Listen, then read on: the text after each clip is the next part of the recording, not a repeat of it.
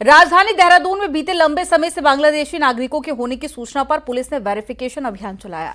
यह अभियान राजधानी के ग्रामीण क्षेत्रों में चलाया गया, जहां पुलिस को 177 परिवार बांग्लादेश और असम से आए लोगों के मिले हैं, जिसमें पूछताछ पर पुलिस ने 75 से ज्यादा लोगों को हिरासत में लेकर उनकी जानकारी जुटाई है कि देहरादून में ये लोग क्या काम कर रहे हैं और क्यों रह रहे हैं। इन लोगों ने अपने पहचान पत्र भी बना रखे हैं और पुलिस इन सब की जानकारी जुटा रही है। इसमें हमारा फोकस था कि जो इस तरह के संदिग्ध हो सकते हैं, जो बांग्लादेश या रोहिंग्या संदिग्ध हो सकते हैं, जो यहाँ पर निवासरत हो या यहाँ किसी काम के बहाने आकर यहाँ पर बसे हों, इसको देखते हुए अभियान चला गया। और अभी जो है फर्स्ट डे का जो हमारा अभियान था, इसमें जो सत्यापन अभियान में उसमें 117 परिवार ऐसे मिले जो वेस्ट बंगाल के कुछ ही इलाकों से देखा गया कि यहाँ पर आए हुए हैं, जहाँ पर उनका वोटर आई कार्ड बना हुआ है, और साथ ही साथ असम के भी कुछ क्षेत्र हैं 2-3 जहाँ के वोटर कार्ड आईडी धारक हैं। इसमें 75 लोग ऐसे मिले जो एक ही स्थान पर इनके वोटर आईडी कार्ड एक ही जिले से बने हुए पाए गए। तो कहीं ना कहीं इसमें ऐसा लगता है कि कहीं ना कोई रैकेट ऐसा ना काम कर रहा हो, जो देश के पार से लोग यहाँ असम या वेस्ट बंगाल के उन कुछ जनपदों में जाकर वहां पर कहीं अपना फर्जी वोटर आई कार्ड तो नहीं बना रहे हैं। उत्तरकाशी में मुस्लिम सुनार पर पंजाब के हिंदू सोने के व्यापारी के साथ में मारपीट और लूटपाट का आरोप लगा है। वहीं पंजाब के व्यापारी ने मुस्लिम सुनार के खिलाफ एफआईआर दर्ज करवा दी, जिसके बाद में पुलिस ने आरोपी मुस्लिम सुनार को गिरफ्तार कर लिया। हिंदू संगठन के लोगों ने भी थाने पहुंचकर मुस्लिम व्यापारी के खिलाफ गुस्सा जाहिर किया। पीड़ित के मुताबिक आरोपी व्यापारी सुनार का काम करता है और वो पंजाब से कई बार आकर उसे सामान देती है, लेकिन इस बार जब वो सामान के पैसे मांगने आया तो आरोपी ने 4 से 5 लोगों के साथ में मिलकर उसके साथ में मारपीट की। सुबह से फोन किया उसने कि कहाँ पर हो, मैं उत्तरकाशी में हूँ। चलो ठीक है, मुझको मिलना। मैं उसके मेरे ताया जी उसके पास गए, ताया जी को मारा कुटा उधर। कहता चलो ठीक है। बाद में मेरे ताया जी रूम पर आए, फिर 3-4 जाने रूम पर लेके आया। फिर रूम पर आके मुझको मारा गुटा, गलाली गलोच किया। कहता 10 लाख रुपए दे, तुम्हारा सामान गलत है, नहीं तो तुमको जाने नहीं देंगे। मैंने मारपीट क्या होगा ना, कैमरा तो है, देख लो। आपके साथ 3-4 लोग गए थे होटल में? नहीं गया तो कैमरे में तो आ रहा है 3-4 लोग बता रहा है कि कैमरे में आएगा क्या? 3-4 वो रमेश है, उसका उठाव है, नहीं है, आए ना 3-4 लोग आप साथ? 3-4 कोई नहीं है, वो झूठ बोल रहे हैं, पता चल गया था। वो तो कह रहे थे हमने अगस्त में दे दिया था, वही बता रहे हैं। भाई साहब हमारे पास रिपोर्ट है, जो टंच रिपोर्ट आता है ना, सब कुछ है।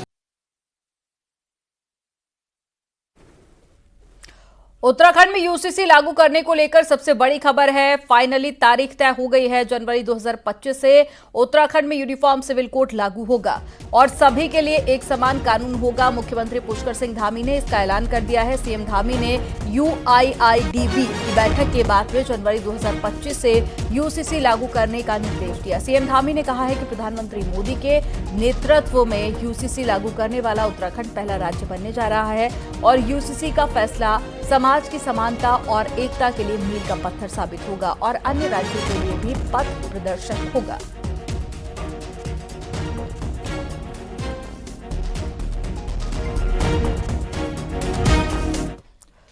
उत्तराखंड देश का पहला राज्य बनने जा रहा है जहां पर यूनिफॉर्म सिविल कोड लागू होगा।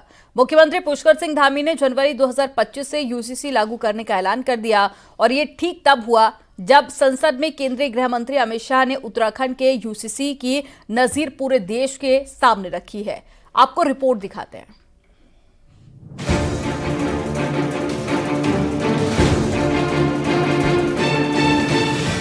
बीजेपी के कोर एजेंडे में शामिल रहा यूसीसी अब फाइनली लागू होने जा रहा है। जनवरी 2025 से उत्तराखंड में समान नागरिक संहिता लागू हो जाएगी। पूरे राज्य में सभी के लिए एक समान कानून होगा।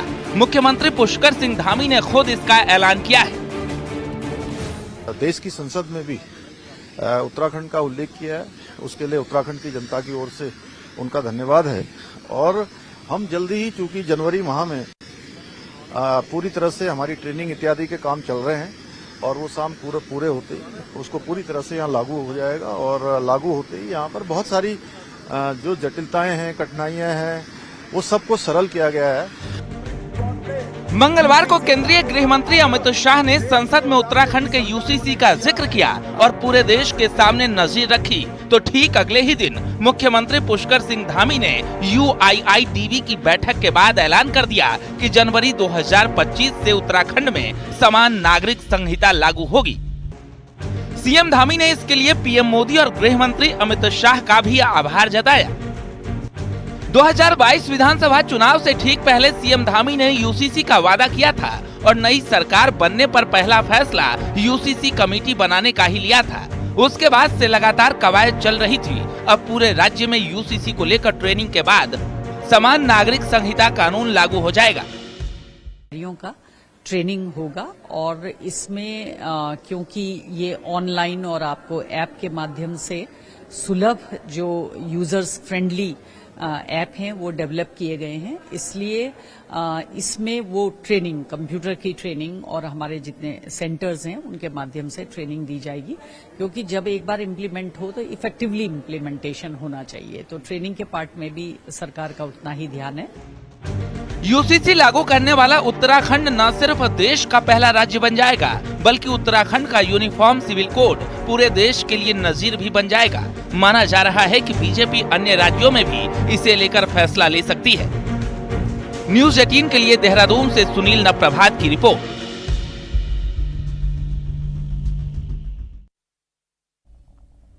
रामनगर के रिंगोड़ा में एक महिला पर बाघ ने हमला कर दिया, जिसमें महिला की मौत हो गई। बताया जा रहा है कि यह महिला पानी भरने के लिए जल स्रोत पर गई थी और लौटते समय 0 पॉइंट पर पहुंची तो बाघ ने उस पर हमला कर दिया और वहां उसे घसीट कर ले गया। तलाश के बाद में महिला के शव को बरामद कर लिया गया। उसके बाद में ग्रामीणों ने NH 309 पर जाम लगा दिया। बाद में DFO के आश्वासन के बाद ग्रामीणों ने जाम खोला।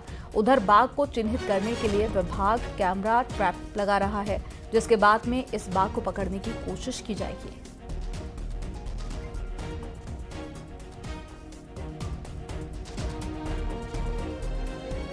लगभग 70 वर्षीय की महिला एक के ऊपर बाघ के हमला हुआ था आज। तो हमारा टीम यहाँ पे मौके पे पहुंचा और बॉडी को रेस्क्यू कर लिया था। लेकिन उसके बाद जन लोग का आक्रोश था, तो उन्होंने उनका कुछ डिमांड्स थे, तो उन डिमांड्स को हम वही जितना हमारे स्तर से हो सकता है उसका निस्तारण करने प्रयास किए हैं। उत्तराखंड में वेडिंग डेस्टिनेशन विकसित किए जाने के लिए पर्यटन विभाग 4 हफ्ते में पॉलिसी बनाएगा। सीएम धामी ने सचिवालय में हुई बैठक में इसके निर्देश दिए। मुख्यमंत्री ने कहा कि गंगा और शारदा कॉरिडोर के साथ में डाक पत्थर में बनने वाली नॉलेज सिटी के लिए भी चरणबद्ध तरीके से कार्य किया जाए। मुख्यमंत्री ने कहा कि जून 2026 तक सभी परियोजनाओं पर काम शुरू किया जाए।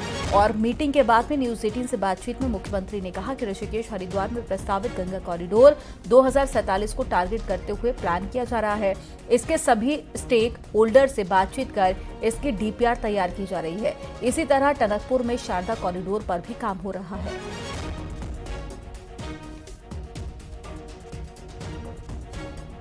गंगा कॉरिडोर जो कि ऋषिकेश हरिद्वार में हमारा प्रस्तावित है, उसके लिए सभी स्टेक होल्डर कंसल्टेशन किया जा रहा है, उसकी DPR तैयार की जा रही है और एक दूरदर्शी विजन 2047 को लेकर और आने वाले समय की यात्रा को लेकर बनाया जा रहा है। वो निश्चित रूप से एक मील का पत्थर साबित होगा और चूंकि यात्रा है, पूरे देश के श्रद्धालु हैं, यहाँ बड़ी संख्या में आते हैं। इसी प्रकार से शारदा कॉरिडोर, जहाँ की प्रत्येक वर्ष मां पूर्णागिरी धाम के लिए कई लाखों की संख्या में 35-40 लाख लोग वहाँ आते हैं, उसके आसपास का पूरा क्षेत्र इस कॉरिडोर से जुड़ेगा।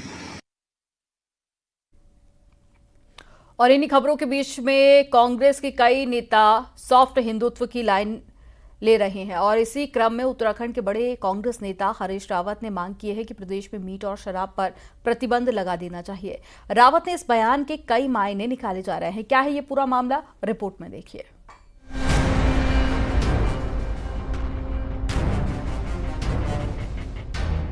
ये वो सोशल मीडिया पोस्ट का वीडियो है जिसके इन दिनों काफी चर्चाएं हैं। वीडियो में पूर्व मुख्यमंत्री हरीश रावत ट्राउट मछली का प्रमोशन करते दिख रहे हैं।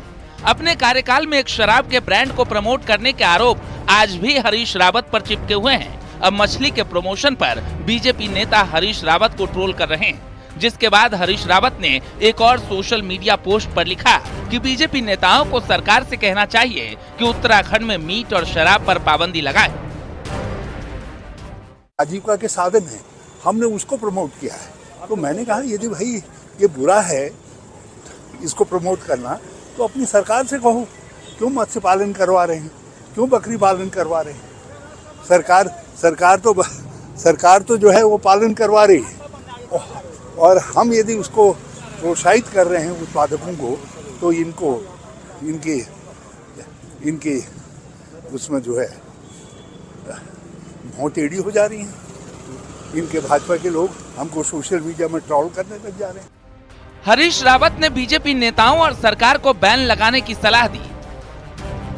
वही ये भी लिखा कि मांसाहारी या शाकाहारी होना मेरा व्यक्तिगत आचरण और भावना है। जिस कालखंड में मैं मुख्यमंत्री था, कुछ व्यक्तिगत कारणों से मेरे घर में मांस और अंडा वर्जित था, जिस पर बीजेपी नेताओं का कहना है कि खुद मुख्यमंत्री रह चुके नेता को अब ऐसी बातें नहीं करनी चाहिए। अपने समय में उन्होंने क्या किया, अब उपदेश तो लोग देते रहते हैं, अब क्रियावन कैसे हो, अपने समय में भी तो क्रियावन करना चाहिए था उस बात का। लेकिन रावत जी को दो मुर्गे खाते हुए मैंने खूब देखा है। तो इस तरह ये जनता के लिए कुछ और कहना, अपने ऊपर अपना चरित्र दूसरा होना, तो इस तरह की बातों से मैं समझता हूँ केवल इन बातों का कोई, मुझे लगता नहीं ये कोई लेना देना है। इस तरह की बातें करके कहीं ना कहीं ये उसी जो मैं कहता हूँ कि जो उम्र का तकाजा है, उस तकाजे को दिखा रहे हैं। उत्तराखंड देवभूमि है, ऐसे में शराब और मीट का मार्केट भले हो, लेकिन नेता पब्लिक ब्रांडिंग से बचते हैं। ऐसे में पूर्व सीएम हरीश रावत की तरफ से किया गया ट्राउट मछली का प्रमोशन बीजेपी नेताओं को पसंद नहीं आ रहा, और कांग्रेस के एकमात्र पूर्व मुख्यमंत्री देवभूमि में मीट और शराब बैन करने की बात कर रहे हैं। दीपांकर भट्ट, न्यूज़ 18, देहरादून। देहरादून पुलिस ने एक ऐसे चोर को अरेस्ट किया है जो ऑनलाइन ट्रेडिंग में भारी नुकसान की भरपाई करने के लिए चोर बना था। आरोपी सूफियान बिजनूर का रहने वाला है, और साथ ही आपको बता दें कि निजी इंस्टीट्यूट में पढ़ाई करता था। आरोपी को ऑनलाइन ट्रेडिंग की ऐसी लत लग गई कि उसने घर से मिलने वाली फीस और अन्य पैसे का नुकसान किया, और नुकसान की भरपाई के लिए आरोपी चोर बना और कॉलेज में साथियों के मोबाइल चोरी करने लगा, जिसकी सूचना पर पुलिस ने आरोपी को चोरी के मोबाइल फोन के साथ गिरफ्तार किया।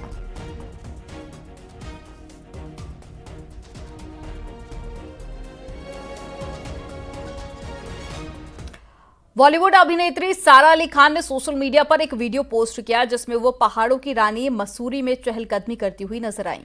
दिसंबर के महीने में बहुत बड़ी संख्या में टूरिस्ट और सेलिब्रिटीज छुट्टियां बिताने के लिए उत्तराखंड की ओर रुख करते हैं। सारा अली खान उत्तराखंड की रेगुलर विजिटर हैं और कभी केदारनाथ तो कभी देहरादून में सारा दिखती रहती हैं। I literally told you a second ago that the moon is about to rise. Please look there. It's literally like 2 minutes ago it wasn't there for sure. And Kotdwar में पिछले साल की बरसात में टूटे माला नदी के पुल का निर्माण का काम जारी है और निर्माणाधीन पुल को काम को शुरू कर दिया गया है। 9 महीने का समय हो चुका है, जिसमें अभी 2 पिलर्स पूरी तरह से बनकर तैयार हो चुके हैं, जबकि अभी 10 पिलर्स तैयार होने बाकी हैं। पीडब्ल्यूडी के एग्जीक्यूटिव इंजीनियर का कहना है कि 7 पिलर्स तैयार होने वाले हैं और मार्च तक पुल भी बनकर तैयार हो जाएगा। आपको बता दें कि पुल टूट जाने के बाद से कोटद्वार के 40,000 से ज्यादा आबादी वाले भावर क्षेत्र की शहर से सीधी कनेक्टिविटी टूट चुकी है। ऐसे में फिलहाल लोगों को वैकल्पिक रास्तों से कोटद्वार से आवाजाही करनी पड़ती है।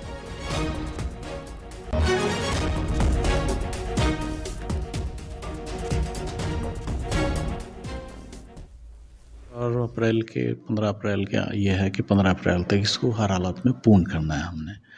और वर्तमान में कार्य इसका प्रगति में है, लगभग 7 पिलर जो है उन पे काम चल रहा है हमारा, और हम कोशिश कर रहे हैं कि जो डेडलाइन दी गई है उस पे इसको जो है कोशिश करके इसको पूर्ण करें।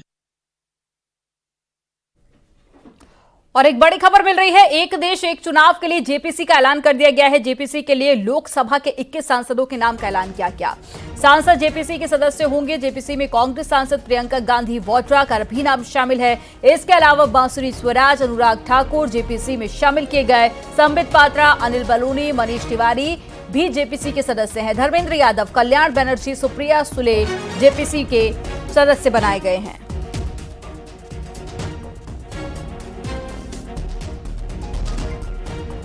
तो एक बड़ी खबर आपको बता रहे हैं, जेपीसी के मेंबर्स के नाम का ऐलान कर दिया गया है और प्रियंका गांधी वाड्रा को भी इसमें शामिल किया गया। बांसुरी स्वराज, अनुराग ठाकुर, संबित पात्रा, अनिल बलूनी का नाम भी इसमें शामिल है।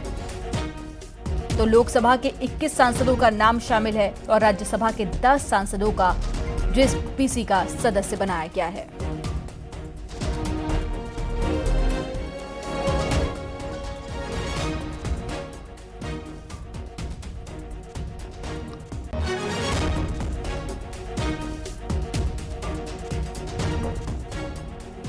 एक देश एक चुनाव के लिए जेपीसी के सदस्यों के नाम का ऐलान किया है। लिस्ट आज शाम को ही सामने आई, जिसमें प्रियंका गांधी वाड्रा का नाम शामिल है। अनुराग ठाकुर को भी इसमें शामिल किया गया है। संबित पात्रा, अनिल बलूनी का नाम भी जेपीसी में शामिल किया गया। कल राज्यसभा में संविधान पर चर्चा के दौरान अमित शाह के अंबेडकर को लेकर दिए गए बयान पर आज कांग्रेस के आरोपों के बीच में गृह मंत्री अमित शाह ने बीजेपी मुख्यालय में प्रेस कॉन्फ्रेंस की और कांग्रेस पर तथ्यों को तोड़ मरोड़ कर पेश करने का आरोप लगाया। उन्होंने कहा कि कांग्रेस ने जो झूठ फैलाया है उसको लेकर बीजेपी कानूनी विकल्प तलाश रही है। वहीं प्रेस कॉन्फ्रेंस के दौरान बीजेपी के मीडिया प्रमुख अनिल बलूनी भी मौजूद रहे।